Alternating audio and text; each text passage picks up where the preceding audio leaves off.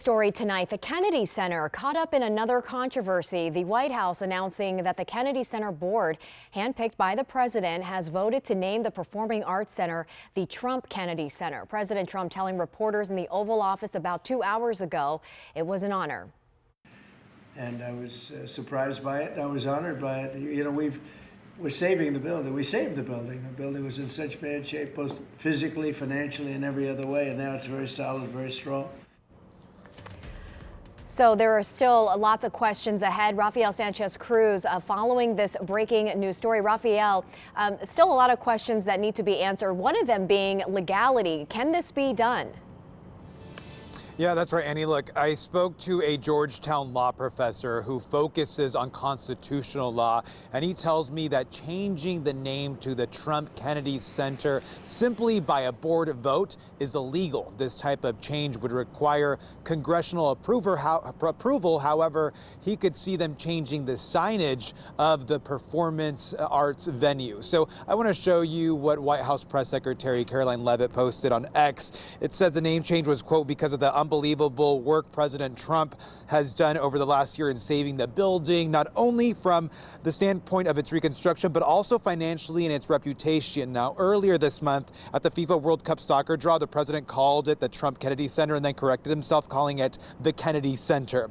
2 days later, Trump was asked during the red carpet for the Kennedy Center honors if he would rename the venue. He said it was up to the board. Now, earlier this year, Republicans advanced an amendment to a spending bill that would change the name of the Kennedy Center's Opera House to the First Lady Melania Trump Opera House. Now, Georgetown law professor David Super says this type of change requires congressional approval, but doubts there will be any legal challenges. Let's listen.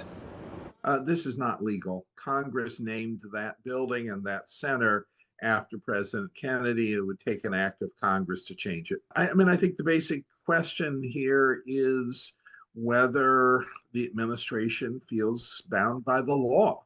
And the answer is increasingly looking like it is not. They're tearing down the east wing of the White House without going through the required procedures was unlawful, but no one was able to sue them. This is unlawful, but no one is likely to be able to sue them.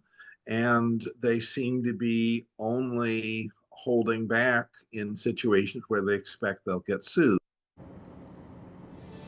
Annie, and that's not all. Congresswoman Joyce Beatty says that during today's call for this vote, she was muted. So the Democratic Congresswoman represents the state of Ohio. She's an ex officio member, meaning that she was designated to this position by Congress, not by the president. She posted this video on X.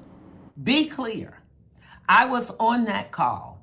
And as I tried to push my button to voice my concern, to ask questions, and certainly not to vote in support of this, I was muted.